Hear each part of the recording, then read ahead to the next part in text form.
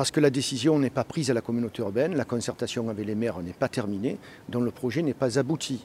Ce qui n'empêchera pas que nous nous poserons la question probablement avant la fin de l'année. Le timing de la ville de Marseille était un peu accéléré. De toute façon, aujourd'hui, il ne s'agit que d'un vœu, mais ce vœu, il est prématuré d'y répondre.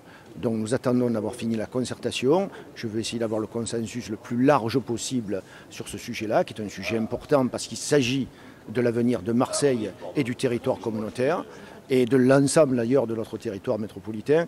Donc à partir de là, on prend le temps de la réflexion, on attend, les échéances sont avant la fin de l'année, nous les respecterons. Moi je fais les deux. L'avantage de la communauté urbaine, c'est de pouvoir accéder aux deux, puisque nous avons plus de 500 000 habitants. Nous sommes une communauté urbaine de 1 050 000 habitants, dont la loi nous donne le droit à la fois de travailler avec des autres intercommunalités sur un pôle métropolitain et de financer des projets ensemble, et de l'autre côté, de nous mettre aussi en métropole. Pourquoi ne pas utiliser les deux possibilités que nous donne la loi?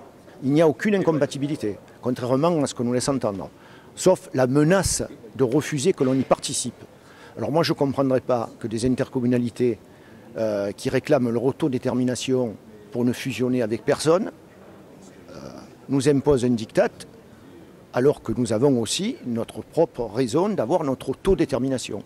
C'est-à-dire de choisir, si nous le désirons, de participer à la fois à un pôle métropolitain et à la métropole.